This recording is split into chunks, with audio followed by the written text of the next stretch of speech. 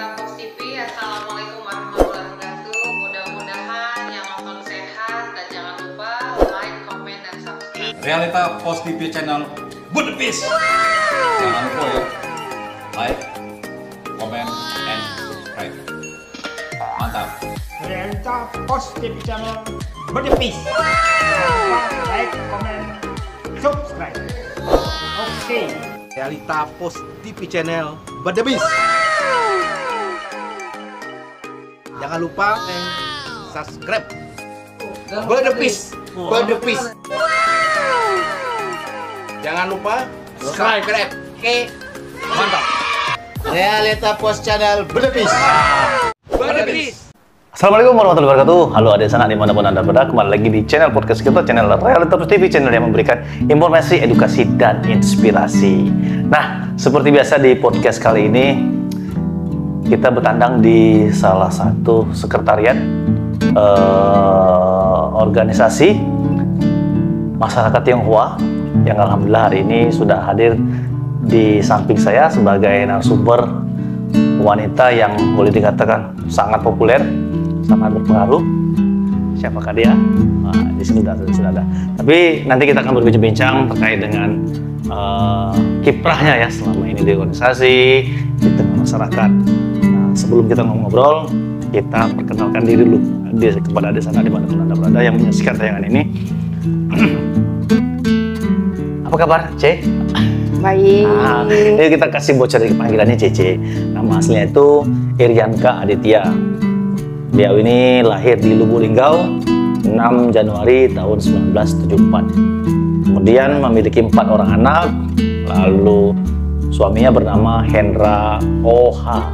Itu Oha itu marga ya. Marga. Pendidikan SMA, tapi meskipun dia sudah SMA sudah bisa mampu menjadi sosok pengusaha. Profesinya kebetulan menjadi sebagai pengusaha ya. Wah, terima kasih. Lalu untuk organisasi, 2014 menjadi ketua Gapenta, Gerakan Peduli Nasional Anti Anarkis. Wah, luar biasa. Anti narkoba. Oke.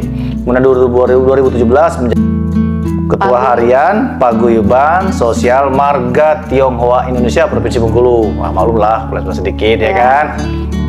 Kemudian itu tahun 2017 dilantik sebagai ketua harian masuk pengurusan ya. Lalu 2013 ketua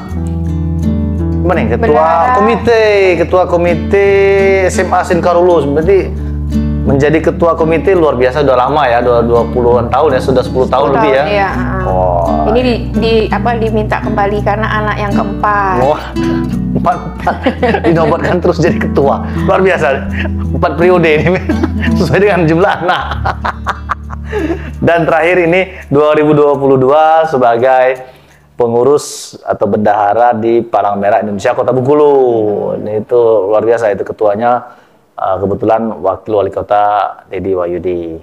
Nah, mungkin itu sepintas sekilas biografi atau profil dari sosok wanita yang boleh dikatakan biasa-biasa saja, mungkin dari sisi penampilan, style, tapi lingkungannya itu orang-orang yang hebat, yang luar biasa. Nanti kita bisa lihat di tayangan slide video dalam perbincangan ini.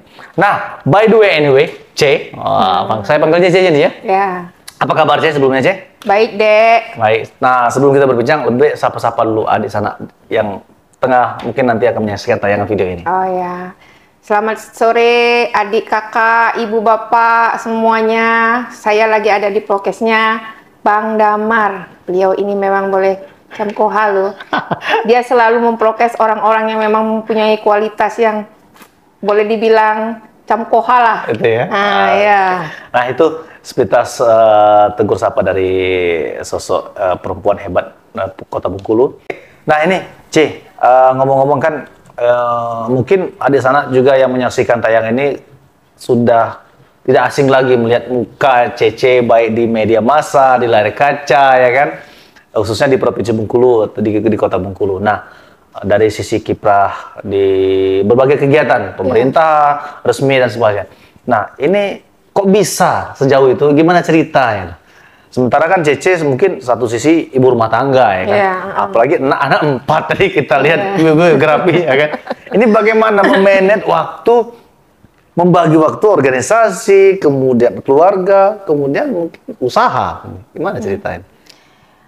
Mungkin orang-orang juga berpikir ya, Cece ini bolehlah katanya. Wonder Woman maksudnya. Wah, Wonder Woman. Jujur ya, saya juga tidak pakai pembantu atau siapapun, semua saya kerjakan semua. Mengasuh juga? Iya, dari Tanpa anak ada saya. Iya, semua anak saya didik memang dari itu boleh dibilang saya nggak pernah pakai pembantu. Semua saya urus, semua anak-anak saya, boleh dibilang anak-anak saya 1, 2, 3, 4 itu berprestasi semua. Anak saya dapat juara sekolah semua, boleh bilang berprestasi lah. Apalagi yang nomor 2 itu juara umum dari kelas 1 SD sampai SMA-nya juara 1.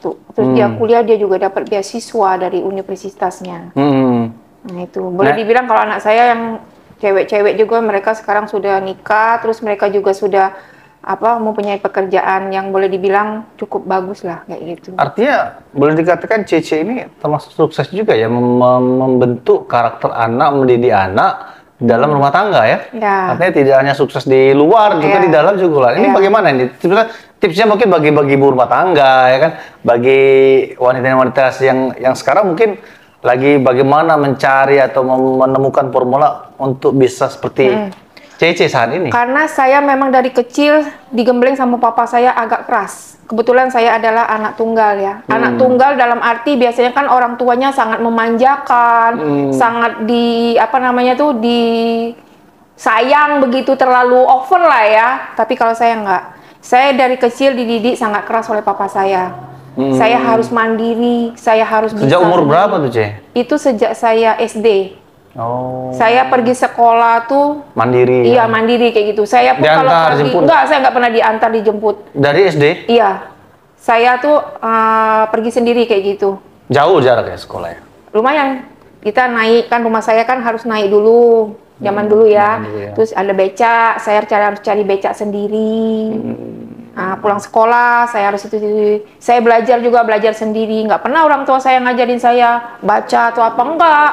Karena orang tua saya kan boleh dibilang sekolahnya juga tamatannya SMP, SD. Nah, Cece ini kan boleh dikatakan kalau dari sisi nama mungkin ada sana saya lupa juga memperkenalkan bahwa Cece ini kalau dari latar belakang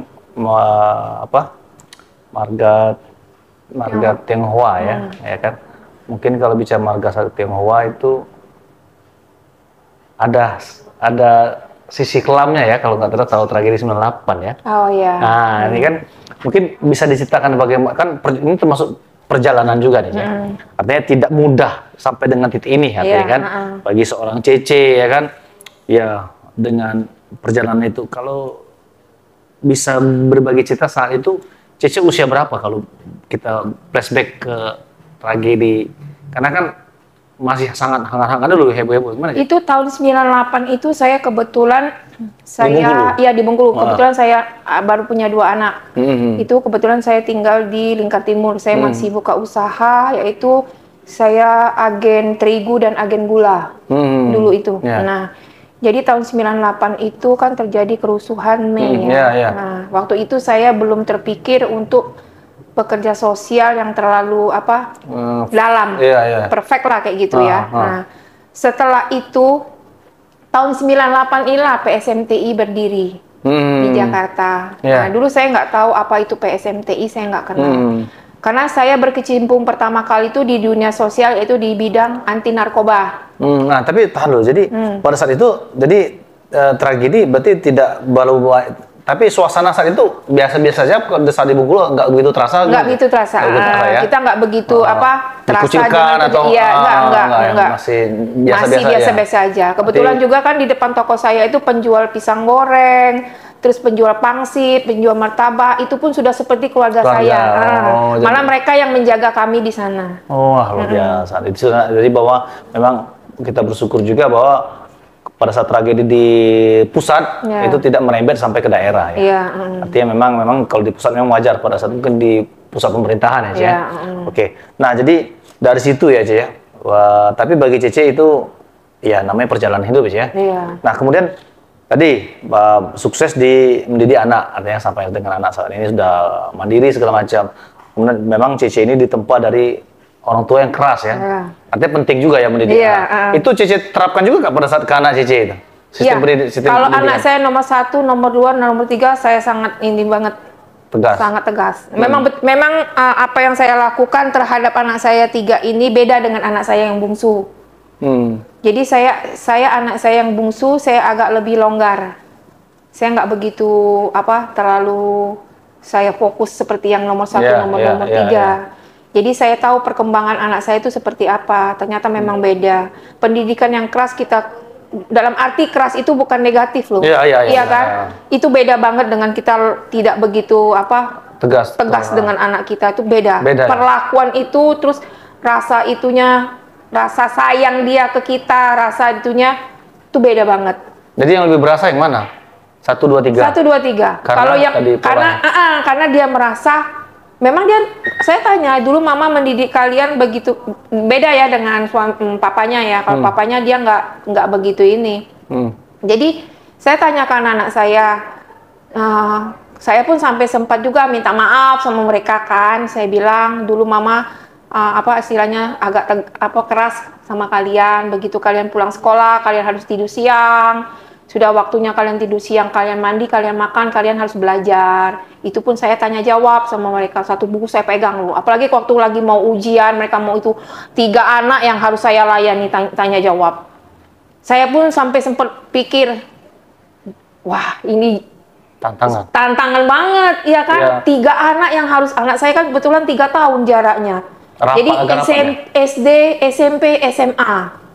Jadi kalau begitu sekalian ulangan, saya harus menghadapi 3 anak saya. Saya atur waktu untuk mereka. Jam sekian saya tanya jawab dengan satu lagi di jam sekian. Nah itu.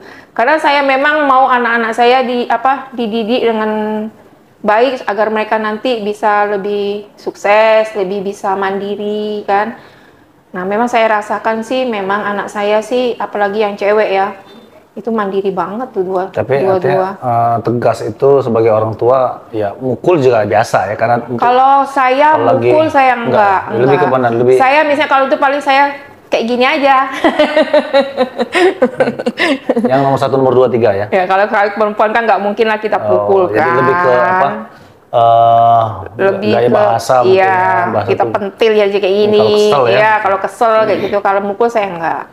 Nah kemudian mulai berkiprah di organisasi ya, artinya kan Cece ini kan boleh dikatakan satu wanita wonder woman dianggap lah. Kemudian kalau kita lihat juga dari sisi biografi dan perjalanan beliau selama ini, mungkin masyarakat juga sering melihat beliau ini di layar kaca, di pemberitaan segala macam, dikelilingi orang-orang hebat, pejabat-pejabat. Ini mungkin ada sana penasaran, saya juga penasaran kenapa kok bisa gitu ya, ada apa, why kan, ini kan jadi tanya publik juga kan. Kenapa ya sosok Cece itu bisa dikelilingi orang-orang, apakah dia ini orang hebat? Ternyata kalau tidak ada di latar belakang tidak juga ya, apa anak pejabat atau mungkin anak konglomerat, mungkin tidak juga. Apa yang sebenarnya Cece yang kok bisa sampai segitunya gitu? Apa yang membuat... Saya juga nggak tahu ya. Jadi mungkin apa karena saya ini enak diajak berbicara, enak diajak istilahnya kerjasama. Karena kalau saya prinsipnya yang penting saya bisa membantu orang, akan saya kerjakan. Itu pun tanpa saya minta apa-apa atau imbalan, enggak saya. Karena saya kalau nolong orang, saya murni, saya bantu. Nah, mungkin dari situ mereka respect. Artinya Cici ini boleh dikatakan sosok yang wanita yang loyalitas dan totalitas ya, ketika terjun di dalam suatu organisasi ya. Kalau saya misalnya saya senang dengan organisasi ini, akan saya tekuni, akan saya bantu semaksimal mungkin. Tapi kalau saya tidak respect, saya tidak mau. Nama saya hanya tercantum di sana saja, nggak mau saya. Iya. Jadi ketika kalau sudah menerjunkan diri dalam suatu organisasi, ya harus. Saya harus total ya. Jadi biar hidup organisasi itu ya. Iya. Tapi kan karena semacam ya dinamika di sebuah organisasi rata-rata kan banyak yang ya ada yang nampang nama doang. Ini bagaimana kalau Cece melihat fenomena itu, karena kan hampir rata-rata situasi organisasi hampir mirip seperti itu. Nah gimana tuh? Apa tetap noting? Karena ada orang teman-teman yang lain pada melempem, ya kita akhirnya ngedown. Itu ada kepikiran nggak kayak gitu sebenarnya? Melihat kalau teman-teman di organisasi yang namanya kita berorganisasi, kita juga tidak bisa memaksa orang. Iya kan, karena di sini dalam tanda kutip nggak ada uangnya. Ya. Iya kan? Kita berorganisasi, kita tidak bisa memaksa orang itu untuk harus fokus, harus itu, nggak bisa itu. Jadi bagaimana itu semua tergantung dari diri kita sendiri. Kalau bagi Cece sih, ya terserah. Kalau yang penting menurut Cece, apa yang Cece harus kerjain, Cece kerjain. Apa yang bisa Cece lakukan, itu aja. Karena kalau selama ini sebenarnya seperti saya di PMI ya, itu bukan fokus saya untuk cari darah. Iya kan? Karena saya bendahara kan. Tapi karena saya punya relasi, saya punya teman yang baik, yang mau membantu saya pergunakan. Artinya memanfaatkan ya untuk kebaikan. Iya, orang lain untuk bantu nyawa manusia kan. Karena kebutuhan stok darah kan Damar tahu sendiri lah gimana. Iya kan, kalau dulu wah susah banget. Terus banyak juga yang istilahnya sampai orang ngeluh kayak gitu kan. Sampai kalau aku juga pernah dengar cerita itu kalau sudah misalnya keluarga butuh darah, itu sampai sudah semacam spot jantung katanya itu. Karena nggak dapat darah, kadang terduduk termenung, iya sampai mau nangis, mau cari kemana. Itu ada yang bilang sama saya. Terus dia teringat sama saya, oh iya ada Cece Irianka, langsung dia telepon saya. Itu waktu itu istrinya mau melahirkan, karena dia suka lihat snap saya di WA. Nah jadi kan orang tahu bahwa Cece suka ini kan. Dia telepon saya bantu dia. Karena dulu memang kita kan namanya kebutuhan darah untuk Kota Bengkulu ini kan sangat banyak sekali.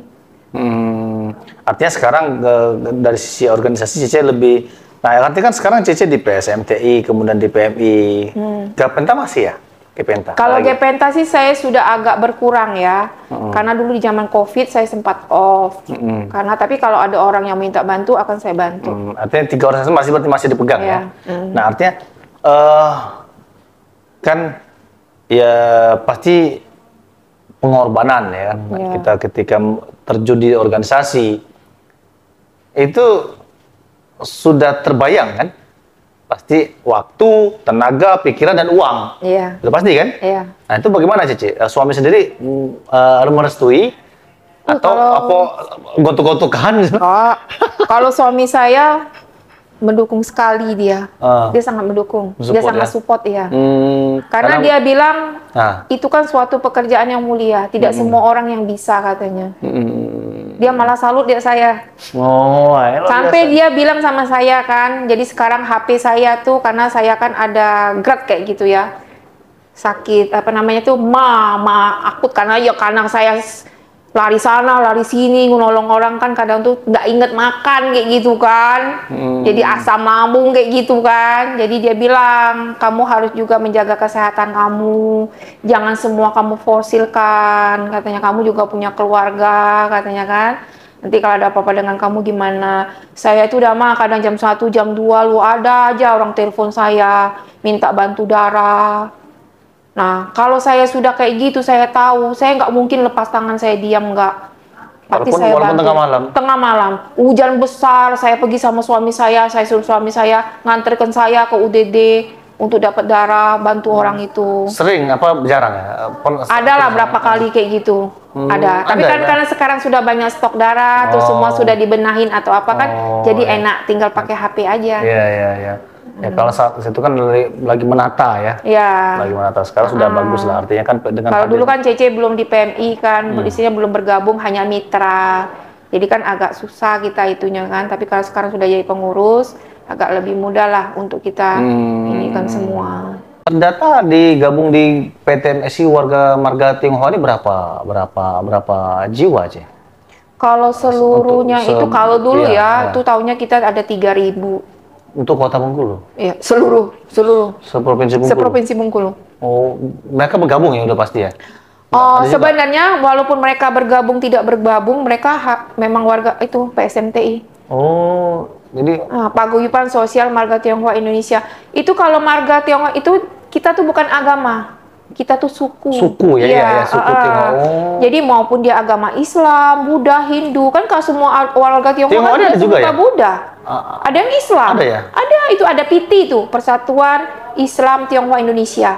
Itu PT. Oh, ada ya? Ada organisasinya ya? Ada itu. Oh, tapi di bawah naungan? Atau enggak, dia semacam dia bukan di bawah naungan. Dia semacam organisasi kecil lah di PSMTI, tapi dia ibaratnya warga Tionghoa tapi beragama Islam. Nah, itu namanya Piti. Oh. Ada. Mungkin itu ada sana bahwa memang yang membuat mungkin istimewa mungkin bagi masyarakat ini bahwa Cece ini sosok warga Tionghoa yang mungkin dikenal ramah ya, bukan lagi mungkin, dan memang terbukti kayaknya ramah, baik dan tulus ketika dia mendapat warga yang membutuhkan pertolongan, ya kan. Nah, mungkin bagi desa yang susah bisa lapor ke Cici. Kalau C itu aku jadi dinas sosial loh.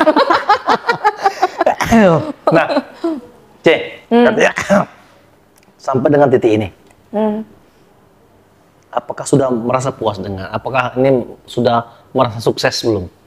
Kalau saya sih, pencapaian. Kalau saya sih, Damar, saya itu bukan mencari kesuksesan atau mencari apa saya merasa puas, enggak sih. Jadi, cuma saya bisa bantu orang, saya udah merasa senang aja itu. Saya sudah apakah merasa puas. sudah maksimal dalam Belum. titik ini? Saya tidak bisa membantu, boleh dikatakan saya bukan dewa ya, bukan Tuhan yang bisa saya tolong semua, iya kan? Kadang saya juga punya titik jenuh, titik bosan, iya kan? Nah, jadi kalau saya misalnya saya bantu orang, saya tuh seperti punya insting kayak gitu nah. Saya punya insting. Nah, misalnya ada orang bilang, "C, bantulah ini." Tapi kalau darah, semua saya bantu. Nah, dia siapapun juga saya bantu. Mau dia orang siapa, istilahnya orang baik, orang jahat, atau orang apa, orang nggak punya, saya bantu. Saya tidak pernah memilih kalau dalam hal darah. Nah, tapi kalau misalnya bantuan atau materi, kita kan harus bilang diri seberapa kuat saya harus membantu, iya kan? Saya juga punya keluarga, saya bukan konglomerat loh. Pengusaha kecicilan ya. Artinya, iya kan? Artinya masih ada mimpi besar lagi ya? Mimpi besar sih kalau saya nggak ada mimpi-mimpi lah. Saya juga nggak berambisi ya. Saya itu saya itu dulu zaman dulu saya masih punya anak satu. Kan kalau warga Tionghoa ini kan suka ada semacam namanya orang lihat itu peramal. Tuh namanya tuh kalau bahasa Mandarinnya tuh hioma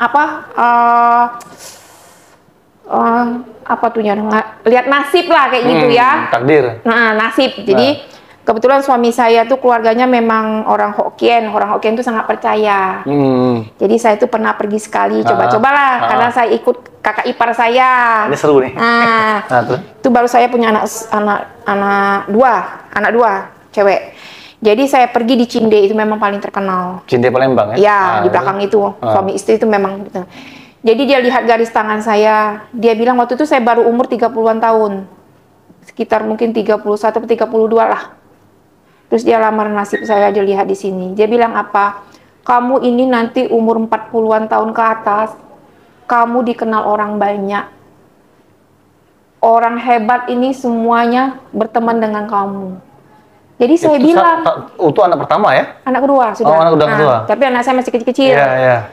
Jadi saya bilang, ini peramal kayaknya bohong, saya bilang. Iya kan? Mau duit orang aja kayak gitu. Bayar ya? Dalam hati, bayar dong. Tapi dia tidak minta bayaran berapa, kita bebas. Ya, ikhlas ya? Ikhlas itu.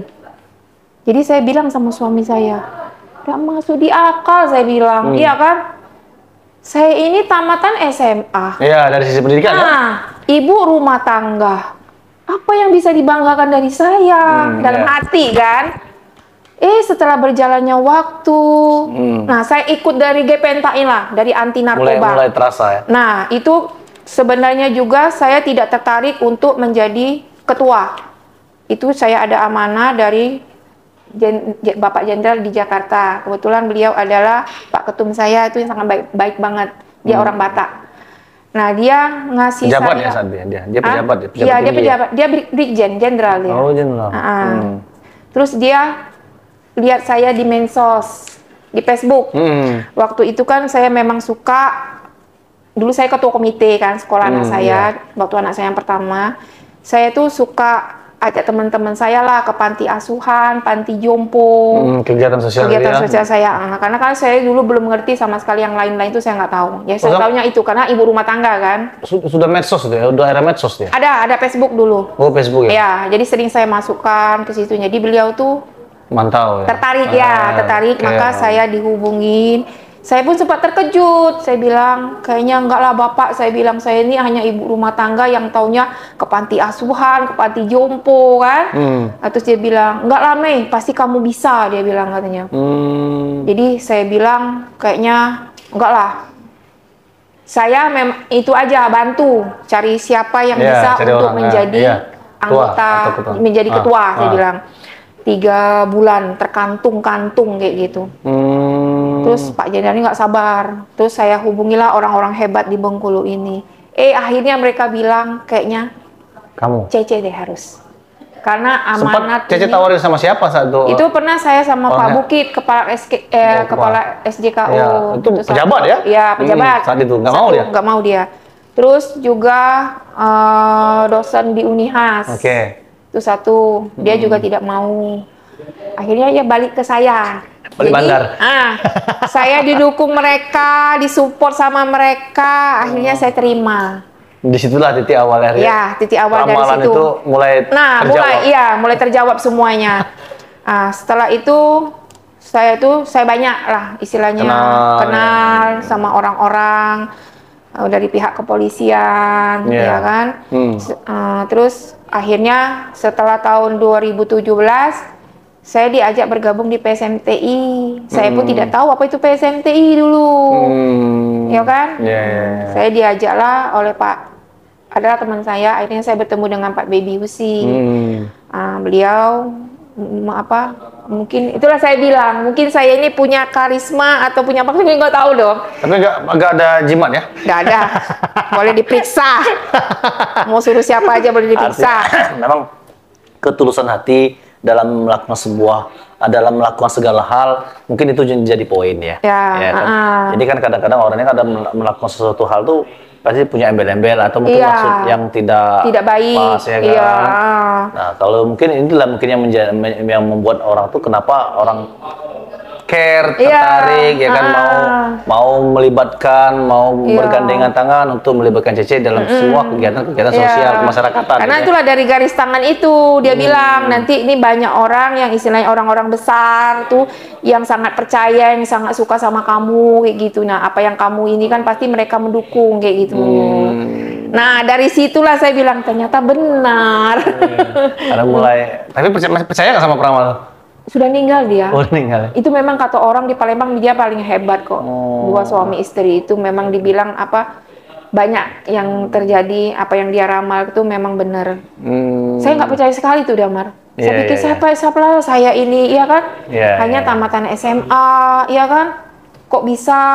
Kadang saya pun juga mungkin dari pergaulan saya cepat. Karena juga pendidikan juga tidak menjadi jaminan. Karena untuk orang tuh jadi orang hebat nggak jaminan juga. Jaminan, iya. Artinya balik lagi bagaimana pembawaan kita, terus kita tulus menolong orang tanpa pamrih, kan? Artinya kiprah kita tuh dilihat. Dilihat, dilirik. Nah, mungkin kayaknya obrolan kita akhiri dulu ya.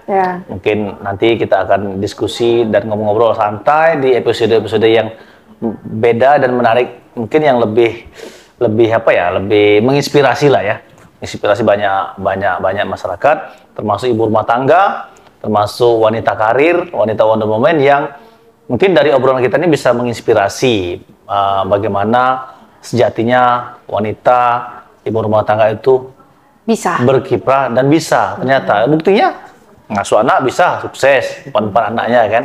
Kemudian dari sisi profesi ya bisa dilihat sampai saat ini. Kemudian di organisasi ya juga bisa dilihat, saksikan sendiri bagaimana beliau kenal baik dengan pejabat, wakil wali kota, ya kan, dengan gubernur, dengan kepala lembaga vertikal dan banyak sampai ke pusat juga luar biasa karena melalui jalur organisasi dan memang penting organisasi sebenarnya. Karena itu jendela untuk kita membangun relasi ya. Nah, sebelum kita tutup diskusi ini, mungkin ada closing statement lah buat adik anak kita yang mungkin menyaksikan tayangan ini. Closing statementnya apa nih? Kalau saya sih, khususnya untuk ibu-ibu kita nggak usah takut. Walaupun kita wanita, kita harus bisa. Apapun pasti kita bisa. Karena apa? Kalau kita bisa, pasti semua apa yang kita minta dari Tuhan, itu pasti akan tercapai. Karena apa? Kita punya niat yang tulus dan baik. Nah, Itu kita harus percaya. Jangan kita hanya taunya di rumah itu kita hanya istilahnya apa? Cuci baju, masak. Saya jujur loh, saya juga cuci baju, saya juga masak sih saya jarang ya, banyakan beli. Bisa ngurus anak, tapi saya punya pemikiran, kenapa saya harus diam aja di rumah? Kita harus apa istilahnya berorganisasi lah, tapi dalam organisasi kita lihat organisasi apa yang bisa membawa kita lebih maju lagi. Itu aja sih kalau jadi, saya. organisasi jangan asal pilih ya, selektif juga ya. Selektif juga. Jadi di mana kita sesuai feel kita ya. Feel kita, iya. Nah itu di sana closing statement yang sangat menginspirasi. Semoga obrolan kita bisa memberikan edukasi, informasi kepada bagi adik anak sekalian.